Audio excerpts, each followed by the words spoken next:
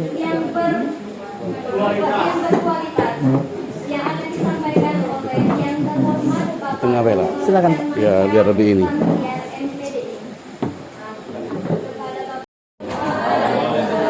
Warahmatullahi wabarakatuh. Alhamdulillahirrahmanirrahim.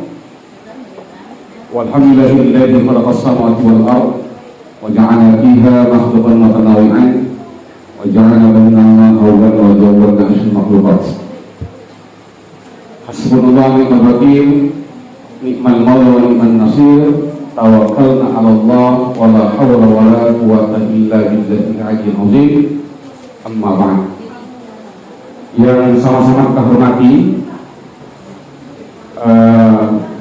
tamu kita, pembina kita dari Kopertais, Bapak Dr. Zainuri, yang beliau ini insya Allah tidak asing lagi dari dunia pendidikan, mulai dari jenjang paling bawah sampai jenjang paling tertinggi.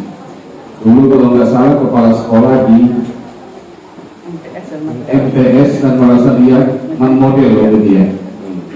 Ya waktu saya bisa ketiga dulu sering dengar nama beliau. Yang sama-sama kita hormati Ketua STIP Syekh Muhammad Sukri MPDI, Ustadz UAS ya, Ustadz Ahmad Sukri. Ini di depan kita para tokoh yang hadir, yang tidak bisa disebutkan satu persatu. Ini para pejabat dan mantan pejabat, dan sekarang insya Allah jiwanya masih menjabat, insya Allah. Mahasiswa, mahasiswi yang sama-sama dari Allah Subhanahu wa Ta'ala, insya Allah. Dan wabil khusus mewakili dari pemerintahan, unsur pemerintahan daerah. Tadi ada yang mewakili Bapak Bupati, ya walaupun beliau tidak merasakan, ya tapi insya Allah ya jiwanya hadir. Dari postur tubuh dari beliau lebih besar dari Bapak Bupati. Ya, dan sama-sama dari Rawas Ilir, berkaitan dengan PAUD, yang benar-benar itu loh. Segala puji bagi Allah, salawat dan salam atas nabinya. Sebelumnya saya mohon maaf ya Pak Dokter, yang mungkin jangan terlalu tegang kita ya, nyantai, rileks. Tidak banyak yang akan saya sampaikan. Saya lebih menginginkan kita adalah ya diskusi, tanya jawab. Saya akan mungkin menyampaikan soal tidak lebih dari 10 menit ya. Kalau lebih dari 10 menit kalau diingatkan kali. Jadi ya kita diskusi. Karena kenapa kita harus diskusi? Karena ini adalah masalah kita ke depan dalam menghadapi tantangan global ke depan. Ya, apalagi tadi, mohon maaf, saya baru sampai semalam, ya, lampu mati jam 3 baru buat makalahnya, dokter. Jadi ditarik, ya, tapi insya Allah bukannya sudah ada berhubungan dengan itu. Nah, PowerPoint-nya belum dipersiapkan, ya, belum selesai PowerPoint-nya, ya, gelap pokoknya nanti berangkat dulu. Tapi makalahnya yang dibuat selesai pagi tadi, sekitar mungkin jam 8, telah saya kirimkan kepada Ketua STIP. Udah sampai belum? Hah? Oh, ada di situ ya. Jadi mahasiswa-mahasiswi belum terima ya. Kalau belum terima, mudah-mudahan setelah ini nanti menerima, biar ada connectingnya apa dengan yang saya sampaikan. Ya, sesuai dengan judul di belakang, urgensi pendidikan era globalisasi dalam meningkatkan kualitas sumber daya manusia. Urgensi pendidikan itu berhubungan dengan lembaga, baik pun lembaga STIP, Sekolah Tinggi Ilmu Tarbiyah, maupun lembaga yang di sini banyak guru PAUD di mana kita bernaung, ya, menjadi pembinanya. Era globalisasi itu adalah 4.0, apa yang disebut lagi Pak Dokter tadi, itu adalah tantangan global. Ya, sumber daya manusianya adalah kita semuanya. Jadi ada 3 hal yang ingin kita bicarakan pada hari ini. Ya, kita berbicara lembaga pendidikannya, urgensi dari lembaga pendidikan, urgensi pendidikan ini, ya, dalam mencetak kita, dalam mencetak Anda semuanya menjadi outputnya untuk berhadapan dengan tantangan global ke depan. Mungkin sambil ini mohon maaf, Dokter, saya berdiri, ya, biar ada kebebasan, bisa bila boleh berdiri dan boleh duduk, sekali-sekali duduk, sekali-sekali berdiri. Sebenarnya kalau dulu nih saya nggak terlalu mikir lagi, Dokter. Biasanya sibuk mikir dulu ini 2019, ya 2014, oleh 2024 ke depan. Ya ada kursi yang udah. Jadi itu ke poin-poin saja. Ya, kalau kecuali yang lain sudah megang apa nama tuh makalahnya ke poin-poin, walaupun poin-poin itu tidak selesai, nanti kalau bisa nyusul nanti diisi. Ya. Jadi itu ya tantangan global ke depan 4.0. Jadi kalau kita bicara global, itu tentu kita bicara dengan yang kita bicarakan adalah revolusi global. Revolusi global itu disebut dengan globalus. Revolusi global itu ya yang mana melahirkan new life skill, gaya baru. Saya ulangi lagi. Revolusi global ini, ya, yang senang dengan globalus, itu melahirkan new life skill, gaya baru. Nah, dengan gaya baru ini kita dituntut harus siap menghadapinya. Kalau kita tidak siap, maka kita tergerus, ketertinggalan. Maka harus SDM yang sumber daya manusia yang siap menghadap globalisasi ini. Ya, itu. Maka ada beberapa poin di sini. Ya, sempat saya masuk poin di sini. Ya, bagaimana dalam menghadap gaya baru ini? Ya, yang karakter persaingannya itu begitu cepat. Kalau kita tidak mengejarnya dengan baik, tidak meningkatkan kompetensi kita, ya, sebagaimana disampaikan oleh Pak Dokter tadi, itu diantaranya itu yang perlu kita ini adalah apa? Kompetensi skill, dan kemudian ya kompetensi unggulan yang harus ada pada diri kita. Nah, dalam berhadapan dengan ini, ya tentunya apa ya? Perubahan dengan cepat dan menyerah kedaulatan ini kepada global. Kita ini bukan lagi masyarakat Indonesia, tapi sudah menjadi nation state. Sudah jadi masyarakat global. Kalau dulu mungkin kita tahu dengan Turki, tahu dengan Amerika, tahu dengan Jepang, itu butuh mungkin berbulan-bulan, itu harus pendidikan tinggi yang datang ke tempat itu. Sekarang tidak perlu. Orang mandi depan rumah, mandi di kali, berangkat ke destinasi wisata yang ada di Amerika. Pagi ini dia pergi, ya, berangkat, dan pagi itulah kita yang ada di Sungai Bau, yang ada di Maniangin, yang ada di Lembung Buntok, yang ada di Mandiaur, tahu pada waktu itulah. Berarti sempit. Ya, dunia ini sempit. Dari sisi kita melihat kita sebagai warga nation state, warga masyarakat dunia, warga masyarakat global. Maka dulu saya ingat ada nyanyi ini, apa nama tuh, Kak Sukri ya Pak. Yang sering nyanyi dulu, ada nyanyi tahun 2000, tahun harapan. Terus apa lanjutannya?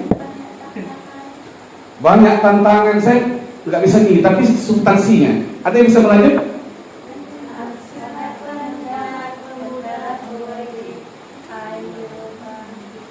Ayo bangkit. Terus Nah, maksudnya apa? Tahun 2000 itu nyanyian itu dinyanyikan tahun 80-an. Dinyanyikan tahun 90-an. Ya, tahun 2000 kita menghadap tantangan.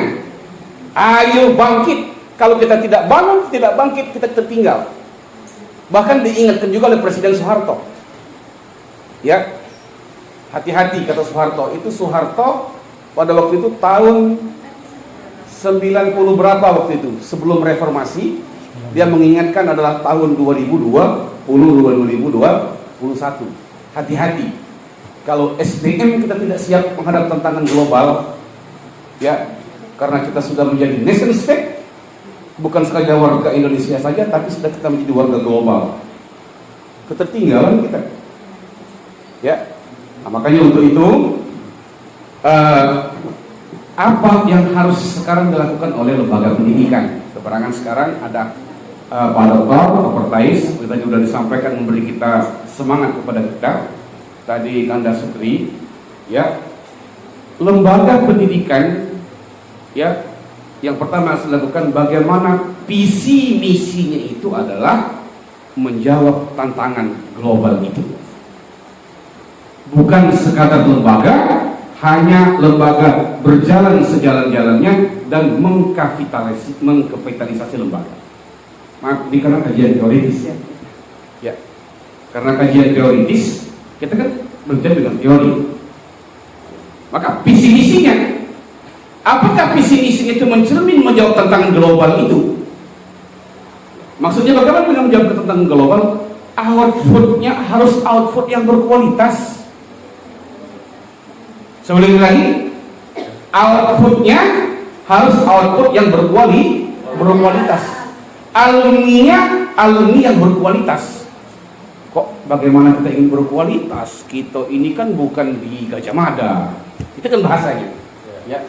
Kita ini bukan di di UI.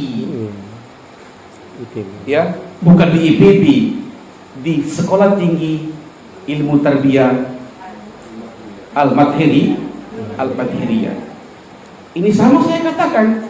Dulu pernah ke Menpan, ada standar tes PNS pada waktu itu, standarnya di bawah. Ya kan?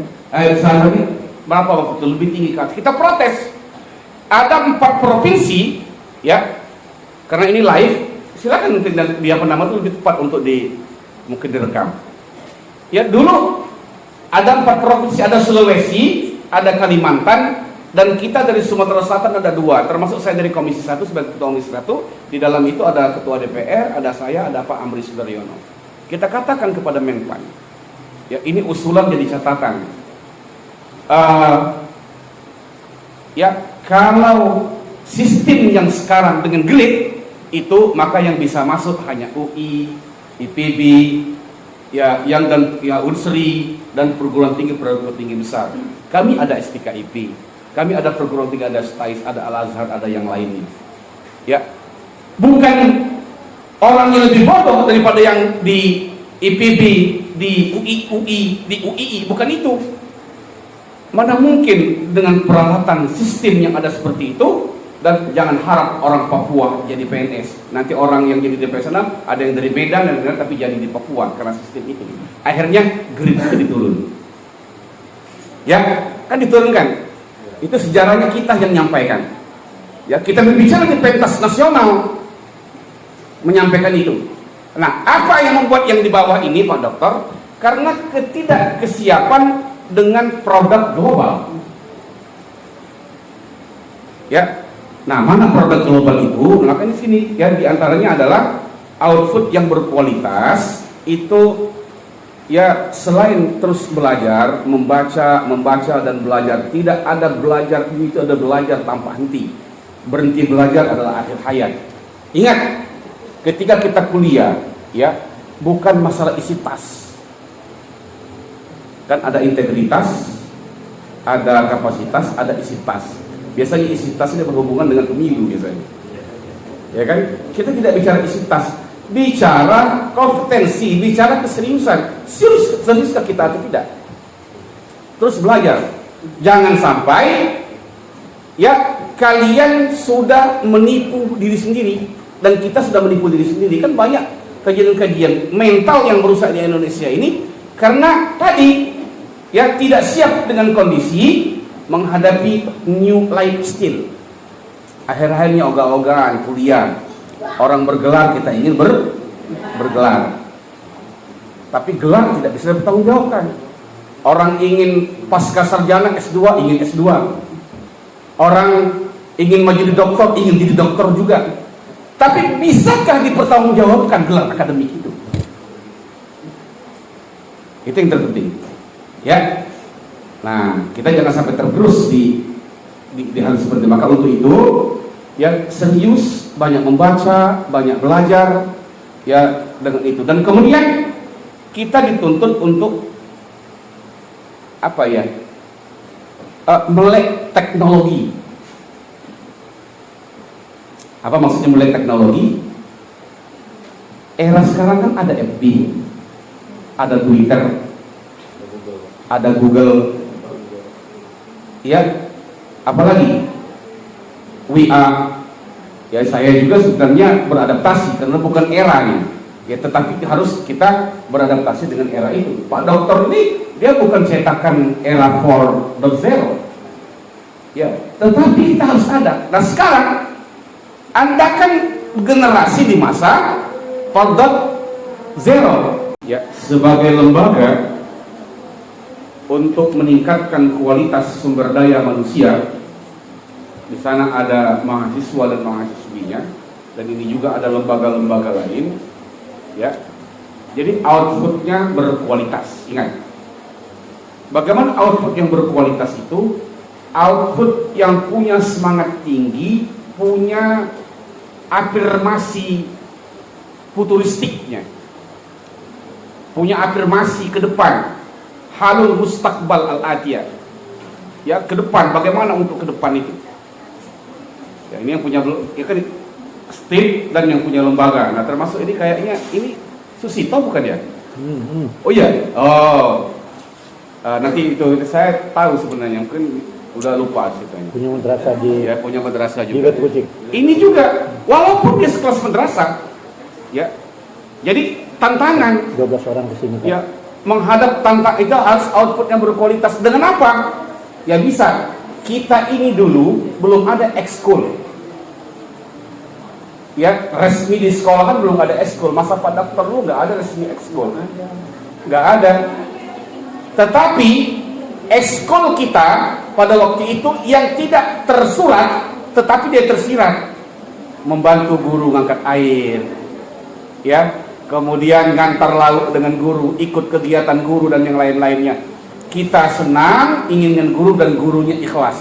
Ekskul didapatkan adalah apa? Untuk kompetensi rupiah yang didapatkan, ya, kemudian keberkahan. Maka untuk itu, ya, saya katakan lagi, output yang berkualitas itu, ya, bagaimana mengembangkan diri, maka dengan berorganisasi, ya, mahasiswa, ya, coba yang sudah menikah, ada yang sudah menikah, angkat tangan. Oh, rata-rata sudah menikah, ya. Yang belum angkat tangan berarti belum. Apakah menikah menjadi halangan kita untuk berorganisasi? Hah? Tidak. Kalau tidak berhalangan, maka kita harus berorganisasi. Organisasi dalam artian banyak sih organisasinya, bukan sekadar mungkin kita organisasikan ikut AMI, ikut kami, ya, apa nama tuh, PII, ya, dan yang lain. Bukan itu, tetapi kita aktif berorganisasi di masyarakat untuk mengembangkan, yaitu kualitas kehidupan kita dan mendapat kurikulum kehidupan. Karena kurikulum kehidupan itu tidak kita dapatkan kadang di bangku kuliah, tidak dapat di bangku sekolah, tapi kita dapat di lapangan. Ya, terus terang saya mendapatkan kurikulum kehidupan tadi jangan diikuti ya, karena bukan musimnya. Disebut oleh Pak Dokter tadi yang kuliah 8 tahun sampai 9 tahun, saya tidak sampai 12 tahun. Ya, tetapi hampir 8 tahun hampir 9 tahun S1. Karena pindah-pindah, ya. Karena pindah-pindah. Tetapi adakah penyesalan? Tidak. Bahkan saya berbangga dengan itu. Ternyata ada hal lain kurikulum kehidupan yang saya dapatkan. Ya, tapi jangan diikuti. Beda eranya. Kalau dulu nggak ada semester pendek, sekarang ada semester pendek. Ada semester pendek. Dulu nggak ada semester pendek. Ya, makanya Ustadz Sukri panjang terus semesternya, kuliah tidak tuntas-tuntas. Ya. Tapi ada hal lain. Jadi itu ya, berorganisasi. Nah, termasuk yang berikutnya tadi adalah melek teknologi. Apa melek teknologi? Kita kan sudah warga nation state, ya, 4.0. Kita harus melek teknologi. Dengan apa-apa yang ada di teknologi yang ada sekarang, jangan sampai kita tidak memiliki itu, ya. Jangan sampai kita tidak memiliki itu. Selain tadi pertama keberkahan, ya, ada kadang-kadang ingat. Ya, kita berhasil dengan tidak itu keseriusan kita. Kadang-kadang ada yang kalau selagi dia masuk di dalam otaknya, dia berpikir yang penting aku kuliah dapat gelar, maka yang hanya didapatkannya hanya itu. Saya ulangi lagi, kalau dia berpikir yang penting aku kuliah tamat, kalau ada dosen ngajar cacam, dosen kerja tadi becicok, lah tujuan kan mendengar dosen. Tapi kalau itu hanya dipikirkan, kita buktikan beberapa tahun, 10 tahun, 15 tahun ke depan yang Anda dapatkan hanya itu. Karena yang masuk dalam otaknya, masuk dalam alam bawah sadarnya hanya itu. Itulah yang didapatkan. Sebesar keinsafanmu, sebesar itu yang kau dapatkan. Itu yang kita dapat dari pondok pesantren dulu. Ya. Nah, kemudian melek teknologi, apa yang berhubungan dengan teknologi sekarang? Ada WA. Kita punya WA? Ya. Ada email. Punya email? Ya. Semuanya punya email? Ya. Ada Twitter. Semuanya punya Twitter? Karena untuk yang mengembang pengetahuan, berdiskusi dengan orang-orang berkualitas, itu ada di Twitter. Ya. Jadi berusaha, walaupun cuma teman Twitternya ada 5 orang, kalau di Twitter ada 100 orang sudah luar biasa. Karena para intelek itu ada di Twitter. Bukan di Facebook. Kalau di Facebook itu banyak yang mengeluh, bagaikan rata pendinding orang Yahudi. Ya kan? Apa yang berhubungan dengan itu? Ada IG. Itu kan eranya saya aja punya IG, apalagi era-era kalian, ya kan, punya IG. Untuk apa ini? Kita menyerap informasi karena kita adalah warga nation state, ya. Itu selain daripada itu, kampus bisa menjawab itu. Apa? Umpamanya dengan pelatihan, ya, bagaimana untuk apa ya, tidak gagap, tidak gaptek dengan teknologi. Umpamanya kan sekarang ada Zoom, kan bisa saja kuliahnya tanpa ada di sini, tapi dosennya ada di tempat, tapi yang lain mendengar, ya kan? Yang tugas ketemu, tinggal ada absennya. Apakah itu yang dianggap tabu? Tidak, kita kan warga apa ya, yang tidak harus ya melek teknologi, ya. Maka tadi kalau saya tadi dibilang oleh Pak Ustadz Sukri, ya, karena dosen Al-Azhar belum dosen di sini. Saya dari dulu nawar untuk jadi dosen sini. Ya, saya jawab nanti profesor dari sini. siap Pak Rato. Amin. Ya. Jadi saya sampaikan dari awal, saya siap bantu. Sampai sekarang ijazah saya belum diambil oleh ketua stip ini. Terakhir alasannya kita belum ada semester 5. Itu alasannya Pak Dokter. Belum ada semester 5. Emangnya saya tidak boleh ngajar semester 3? Ya kan? Ya, alangkah enaknya ketemu di semester 1, walaupun 2 SKS, ketemu di semester 3, ketemu di semester 5, ya, ada sustainable. Ya kan? Kan itu. Ini untuk menjawab tadi, ya. Nanti dihubungkan nanti dengan yang di ya, Al-Azhar. Ya. Kita ada pelatihan yang berhubungan dengan teknologi, umpamanya pelatihan jurnalistik. Ya, saya bisa mengadakan latihan jurnalistik di sini dengan biaya dari pemerintah daerah, tapi dengan syarat. Silakan tepuk tangan dulu ya. Saya bisa mengadakan di Sekolah Tinggi Ilmu Tarbiyah ini dengan narasumber yang berkualitas, ya, berhubungan dengan bagaimana cara kita memanfaatkan teknologi dan kemudian menjadi jurnalistik, ya. Untuk latihan jurnalistik, kita kan bisa jadi jurnalis semuanya. bukan era pada waktu itu, tapi jurnalis untuk kita pribadi buat tentang apa di Facebook kita, bukan mengeluh tapi ada kata-kata mengandung pendidikan, ada kata-kata informasi di tempat itu. Nanti ada pelatihannya, bisa diadakan dengan biaya dari APBD, tapi punya syarat. Apa syaratnya? Dia tergabung dalam Pandega Garuda. Kalau tidak masuk tidak bisa kita. Nanti itu menyalahi untuk masuk ke anggaran itu pada Pak. Ya, karena saya ketua Kuarcap pada Allah. Ya, sebagai ketua Kuarcap bisa melalui jalur Pandega. Sudah ada yang ikut Pandega di sini? Ada ya? Ya, kan karena satu-satunya perguruan tinggi. Kalau bisa Pandega Garuda itu segera diadakan, dan saya siap melatih mewujudkan Pandega Garuda itu. Tapi apakah siap Anda mengiringi itu? Kan itu pertanyaannya. Ya kan? Ya. Memenuhi ya SKU dan SKIA, ya SKIA khusus yang berhubungan dengan itu, ya. Bahkan kita ikutkan dengan KMD. KMD bisa dilakukan di setiap ini, dan Pandeganya bisa semua ikut dengan KMD. Ini catat, ya. Kenapa tidak bisa? Bisa, karena disinilah kurikulum kehidupan yang kita dapatkan. Ya, jadi begitu. Dan kemudian, ya, selain daripada itu, kita dituntut lembaga itu adalah peningkatan mutunya, melahirkan SDM yang survive. Apa maksudnya SDM survive? Kalau kita mungkin ada kegiatan-kegiatan di kemiliteran, kegiatan-kegiatan di Saka, ya kegiatan ada disebutnya dengan namanya survival. Survival itu, ya orang dilepaskan di dalam hutan, tidak membawa makanan apa-apa, ya dia bagaimana memanfaatkan ada dalam hutan, tapi dia hidup, ya dilepaskan selama 1 hari, misalnya 2 hari 1 malam, dia bisa hidup.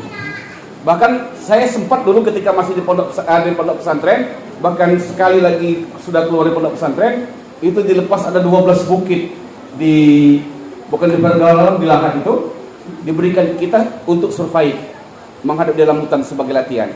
Nah, ini pendidikan harus bisa melahirkan yaitu generasi SDM yang survive. Apa? Walaupun dia di STIP, bukan di UIN Syarif Hidayatullah, tetapi dengan kurikulum kehidupan ini dia bisa survive. Ibarat kelapa, ya tahu kelapa? Ya, itu bisa hidup di mana-mana, di udara hidup, ditanam hidup, di luar hidup. Ini tumbuh-tumbuhan yang survive. Wajar kalau dia menjadi logo lambang pramuka di Indonesia. Ya kan? Nah, kehidupan survive. Nah, bagaimana ini? Maka 3 hal ini menjadi PR untuk sekolah tinggi ilmu tarbiyah al-Madhiriyah. Ya, melahirkan SDM yang berkualitas outputnya, ya ditekankan aktif di organisasi, kan satu-satunya perguruan tinggi. Maka saya katakan di Murata kan satu-satunya perguruan tinggi. Bila dibutuhkan mana perguruan tinggi dari ini, cuma ada ini. Iya. Ya kan? Secara hierarki seperti itu. Kemudian yang kedua tadi, bagaimana mahasiswanya itu adalah melek teknologi. Bukan sekadar beradaptasi. Yang beradaptasi itu seperti kami ini, seperti beliau nih, kan dari mantan asisten ini. Itu beradaptasi, Pak Doktor, itu beradaptasi. Kalau kalian beradaptasi, berarti jauh ketinggalan. Ya, itu bukan beradaptasi karena dunianya, tapi kita tidak tergerus dengan itu, ya kan? Menguasainya, ya, punya skill, ya, dengan berhubung dengan teknologi itu. Ini bila perlu nanti, ya, itu kalau di Pandega nanti ada syaratnya itu. Dia lolos itu, maka dianggap bahwasanya dia sudah punya skill.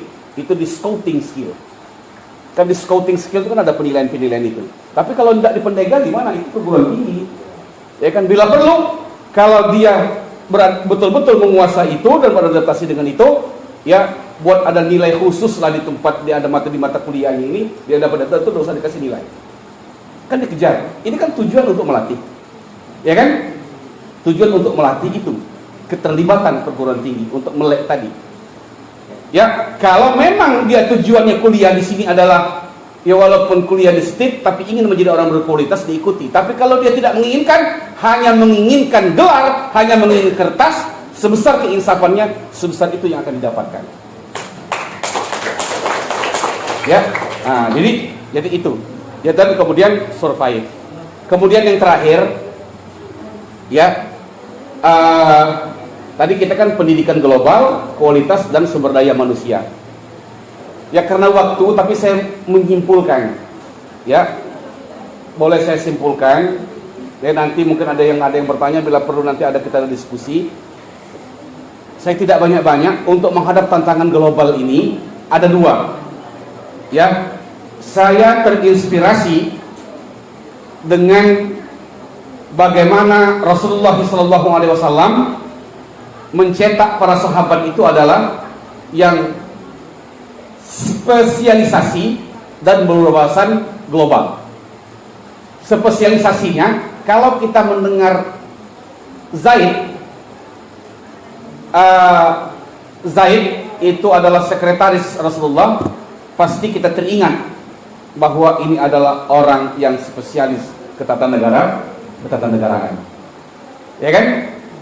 Kalau kita mendengar Abu Hurairah, pasti kita terngiang, wah ini adalah perawi hadis yang banyak. Ya, kalau kita mendengar Umar bin Khattab, langsung, wah Umar bin Khattab ini adalah pemimpin yang tegas, ya, yang awalnya yang bisa yaitu membuat ada kodam, ada Kapolda, kali pada sekarang itu adalah mulai eranya Umar bin Khattab. Tentara-tentara lautnya itu era Utsman. Tetapi bukan sekadar itu saja.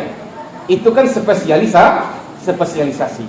Anda umpamanya jurusannya didalami betul, ngambil MPI, berdalami tentang berhubungan dengan MPI. Kalau memang PAUD, didalami betul tentang kepaudan. Karena itu spesialisasi. Ya, tetapi kita dituntut harus berwawasan global. Bukan itu saja. Kita melek dengan teknologi, ya, apalagi teknologi sebagai alat. Melek politik, jangan sampai dipolitisir. Kan ulama-ulama terdahulu bukan karena dia adalah masuk politik praktis jadi di partai A, partai B jadi ketua partai, tapi melek politik. Ya, bukan jadi korban politik. Melek teknologi. Alim bitadbir, melek manajemen.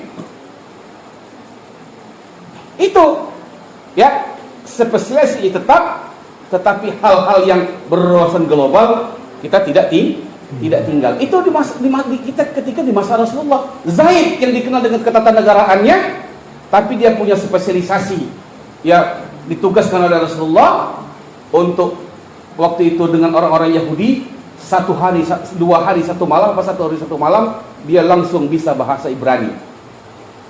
Apa maksud di sini bisa bahasa Ibrani? Ya, berarti ada bahasa global. Apa bahasa global kalau sekarang itu? Bahasa global itu ada 2, bahasa Inggris dan bahasa Arab. Menguasai kita bahasa Arab dan bahasa Inggris? Setidak-tidaknya kalau tidak bisa aktif, pasif untuk menggali pengetahuan berhubungan dengan itu. Ini catatan ini. Ya kan? Untuk kita setidak-tidaknya pasif. Kalau ini tidak, bagaimana Anda dibilang spesialisasi dan berwawasan global? Wawasan global itu kita bisa berdialog. Kita ada di Muara Rompet, tapi kita berdialog dengan orang Amerika. Kita ada di Rompet, tapi teman kita orang Turki, asli Turki. Kan itu. Ya, kita bahasa itu. Tidak bisa Turki, ada terjemahan Google. Ya kan? Tapi ada yang betul-betul kita dalami adalah bahasa Arab dan bahasa Inggris. Ini kembali ketika masa Rasulullah, ya. Masa Rasulullah dengan para sahabat-sahabatnya, ternyata Rasulullah sudah mempersiapkan generasi yang berkualitas, SDM siap dengan tantangan global. Belum ada disebut tahun 2000, tahun harapan, belum ada nyanyi pada waktu itu. Itu inspirasi yang saya dapatkan ketika Rasulullah. Kemudian inspirasi yang saya dapatkan adalah di pondok pesantren modern. Ya, ini Pak Dokter, Ya setelah kemarin ketika di S2 saya mengkaji betul ada emotional question, spiritual question, ya di situ. Kemudian dengan apa nama tuh diminta oleh Kak Sukri dikasih judul ini, judul di kuliah kita ini, urgensi pendidikan di era globalisasi dalam rangka peningkatan SDM yang berkualitas. Setelah saya dalami yang baik, maka saya terinspirasi dari dua, dari masa Rasulullah dengan para sahabat yang mempersiapkan SDM berkualitas untuk menghadapi tantangan global. Saya tingkat juga adalah sistem di pondok pesantren modern. Di pondok pesantren modern itu rapotnya kalau dulu, ya itu pakai bahasa Arab. Makanya ketika di Al Azhar kemarin, ya dulu ketika tahun 98 awal sampai 2025 itu rapotnya pakai bahasa Arab, bahkan tulisan tangan, ya. Dan ijazahnya juga pakai bahasa Arab tulisan tangan. Itu tulisan saya langsung pada waktu itu, karena bagian kurikulumnya saya, ya. Ada di dalam rapot itu, di bawahnya itu apa Kak Sukri? Itu ada as-suluk, mankul itu penyesalan terakhirnya. Ada as-suluk, ada an-nazafah, ada al-wazifah. 3 penilaian di situ. Dan tidak boleh di bawah jayyid. Dan tidak boleh di bawah 7 nilainya. Apabila dia di bawah 7 nilainya ketika kenaikan kelas, maka dipastikan dia tidak naik kelas. Ya kan? Nanti saya hubungkan dengan ini. Ya. Dan ini mungkin masukan juga ke depan, mungkin untuk kita yang untuk calon-calon profesor ke depan, bagaimana memikirkan itu. Ya, kalau saya mohon doa ya Pak Dokter, karena kita di kalau di kampus mungkin bisa ngejar profesornya. Ini insya Allah bisa juga. Bisa juga, tapi karena kita nih di politik ini, wah agak kadang mau ini kan ini agak ini harus aktif di kampus. Asal tapi nanti DJJ dulu sudah dibahas ini kan bisa yang ini. Jadi artinya sekarang kan sementara kalau dari politik itu IMDK nih. oh ya. Karena JJA saya sudah 10 tahun mandat. Kemarin JJA asisten ahli terakhir. Iya. Ya Nah, kan? kalau sudah S3 itu kan nanti kalau itu kan bisa meloncat langsung lektor kepala, Ya. jadi bisa. Ya, jadi kita sama-sama maju biar ini profesor dari sini nanti, ya. Jadi, nah batas mana tadi Kak Sukri? Batas suluk ya. Suluk. Kemudian yang kedua itu an-nazafah. Apa an-nazafah itu?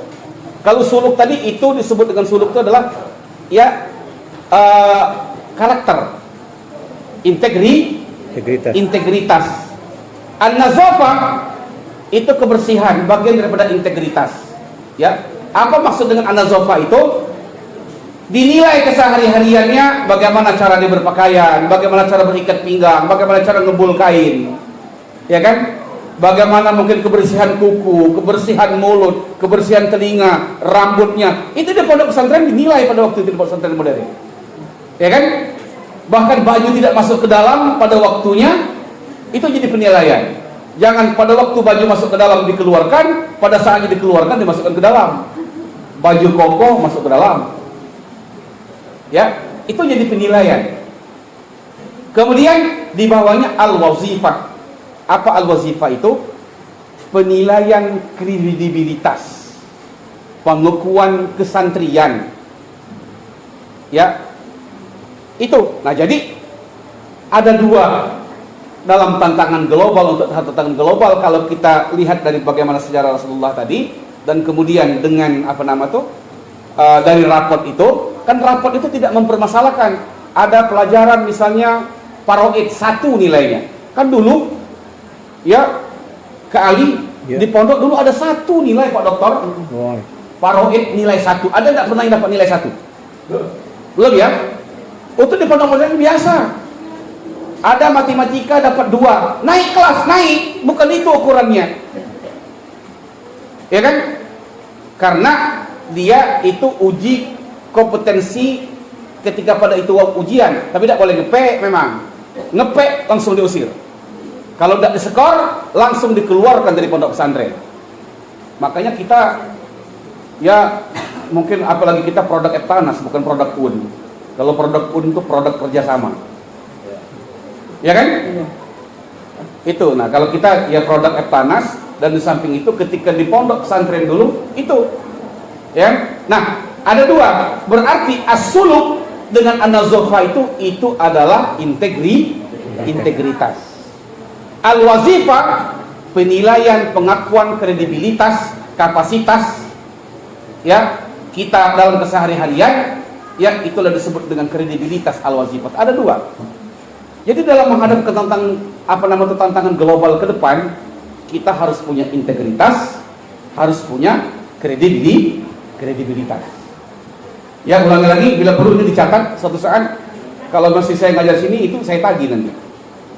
Ya, integritas, kredibilitas. Dua ini berdasarkan inspirasi daripada rapor itu. Ya, jangan melihat yang lain-lainnya. Isi tas ke belakangan. Apa integritas itu? Integritas itu komitmen moral. Ya, jujur, tawadu, taat, ikhlas, dilihat dari kesehari-hariannya. Itu dari suluk. Ya, tidak angkuh.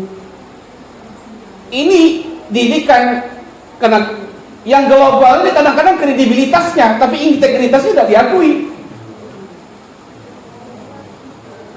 Itu tadi komitmen moral. Apapun pendidikannya, setinggi apapun jabatannya, apapun gelarnya, sederet gelarnya, kalau tidak ada komitmen moral, ini hina di hadapan Allah dan hina di hadapan manusia. Kadang-kadang kita ketemu kan, ya orang itu dari sisi finansial wah, ya kan, dari sisi mungkin tampilan orangnya cantik, ganteng, segala-galanya lah ada, tapi tidak bermakna dirinya.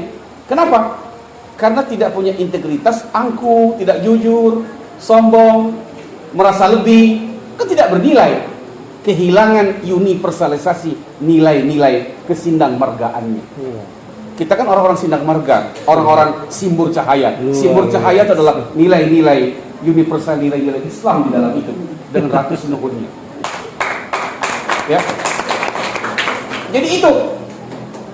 Nah, kemudian konsisten, istiqomah. Hari ini baik, besok tidak. Hari ini saya akan seperti ini, saya begini gini. Ya, lain yang dikatakan, yang diperbuat. Ini pemimpin yang tidak berintegritas kalau dia pemimpin. Ya, lain di otak, lain yang di mulut. Apa mulut yang ini aja, apa otak yang tidak berfungsi, kita tidak tahu. Nah, pondok pesantren modern, termasuk yang dengar Rasulullah itu dinilai itu dari integritasnya itu. Ya kan? Nah, alangkah baiknya dia punya integritas, punya komitmen moral dari sisi jabatan, finansial, kemudian dari sisi pendidikannya, tapi dia punya integritas. Jadi itu, ya integritas. Kemudian yang kedua, apa tadi? Kredibilitas. Integritas tadi kan dari as-suluk. Kemudian kredibilitas itu dari as-suluk dengan an-nazafah. Kredibilitas dari al-wazifah yang nilai tidak boleh tujuh. Apa itu di situ? Ya, kredibilitas itu adalah yang pertama kompetensi spiritual. Apa kompetensi spiritual? Ya, quwwatur ruhiyah. Kredibilitas apapun dia, ya dia harus kuat ruhiyahnya. Bangunlah badannya, bangunlah jiwanya. Itu kan kuat jiwanya. Ya, setinggi apapun jabatannya, apapun dia harus ada kompetensi ruhiyah. Tidak jauh dari Tuhan. Orang suka nyeleneh itu kadang-kadang di ujung-ujungnya karena dia ujung-ujungnya lupa dengan Tuhan. Ya kan? Nah, kita sebagai perguruan tinggi Islam ini harus bagaimana ini kompetensi ruhiyah. Lembaga ini adalah dijadikan lembaga dakwah. Ya kan? Kalau hilang daripada itu, sama saja dengan kita industri pendidikan, mengkapitalisasi pendidikan. Karena kajian teoritis ini, mohon maaf Pak Ketua, harus kita katakan, ya, di perguruan tinggi itu tidak ada dusta di antara kita. Ya, kadang-kadang ada dusta, kita sistem demokrasi dengan politis, ya dengan politiknya, tapi ini kan beda. Ini kita mengkaji adalah kebenaran yang kita kaji. Ya, jadi kompetensi ruhiyah. Yang berikutnya yang kedua adalah itu adalah intelektual kompetensi. Ya, tadi kompetensi ruhiyah, intelektual kompetensi. Dia harus punya kafa'ah ilmiah, kredibilitas. Keilmuannya diakui. Intelektualnya diakui dengan spesialisasi yang katakan tadi dan wawasan global. Spesialisasinya oke, wawasan global termasuk dengan melek politik, melek administrasi dan melek yang lainnya. Tidak ngantuk terus. Tapi dalam artian substansial yang mendalam yang saya sampaikan itu. Ya kan? Itu dari kredibilitas. Kemudian ya dari intelektualitas ya, intelektualnya.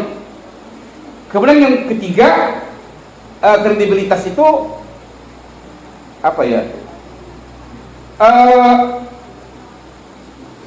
Personal kompetensi. Personal kompetensi itu apa ya maksudnya?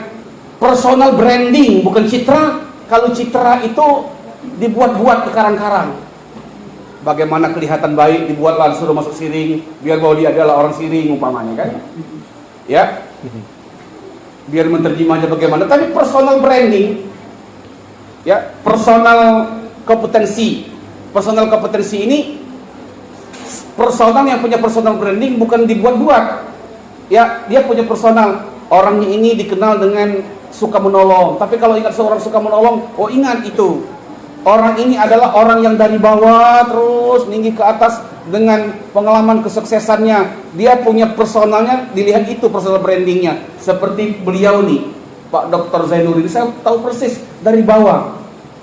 Dari mulai sekolahnya, awal ceritakan tadi, mulai dari kepemimpinan di bawah, MTS, sampai man model, ya, sampai berikut ini sebenarnya calon rektor kemarin, ya. Tapi mungkin kata Tuhan, agak dulu belum mau ke depan, nunggu ada Steve Albert Halia dulu. Ya, itu betul.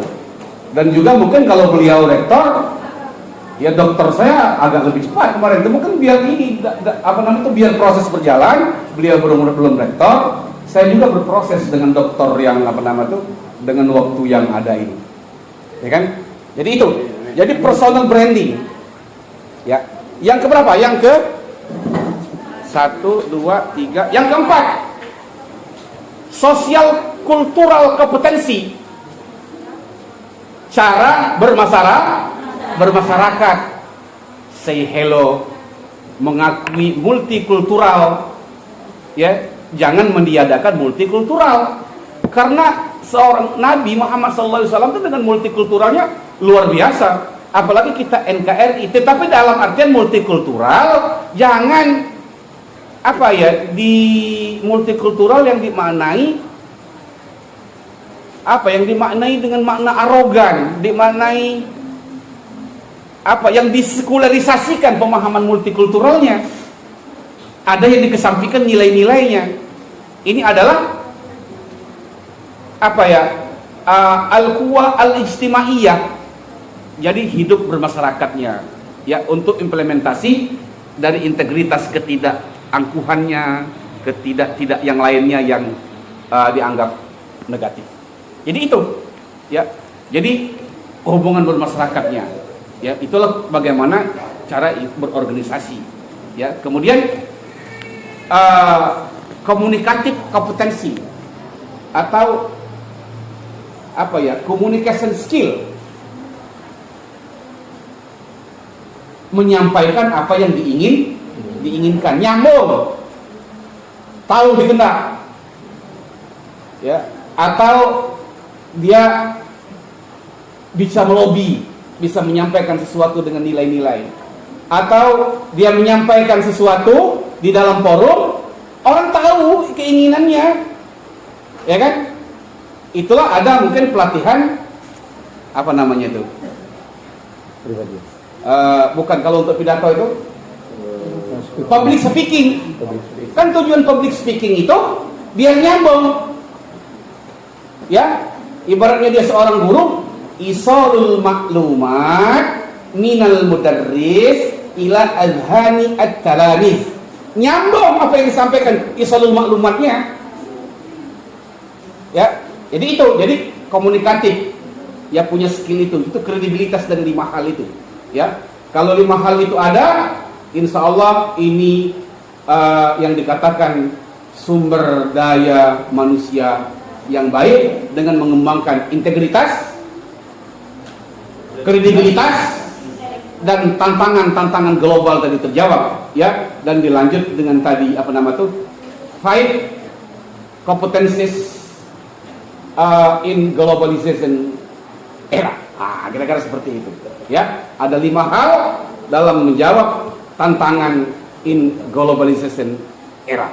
Kalau itu terselesaikan, insya Allah bagaimana ke depan tinggal implementasinya dengan sama-sama kita merumus itu dengan sama-sama dengan kesungguhan kita. Tidak harus kita di mana stik al-Qahariyah juga bisa dengan kompetensi dengan SDM yang ada ini adalah bisa diwujudkan. Saya kira cukup sekian, maka saya singkat-singkat banyak hal yang ingin saya sampaikan, ya. Tapi ini karena ya kondisi, nanti mungkin kita di ruang kuliah saja kita memperdalaminya dengan bedah buku, dengan diskusi. Ya, saya yakin leading by capacity, Anda akan memimpin dengan kapasitasnya kalau siap menghadap tantangan-tantangan itu. Ya, wallahu a'lam bishawab. Nasrul minallah futan qarib, wallahu muwaffiq ila aqwamit thoriq, lillahi tasbihul haq. Wassalamualaikum warahmatullahi wabarakatuh. Waalaikumsalam. Mungkin itulah pemaparan materi pada siang hari ini. Antara itu acara selanjutnya yaitu tutup. Marilah kita tutup acara pada siang hari ini dengan melafazkan lafaz alhamdulillah.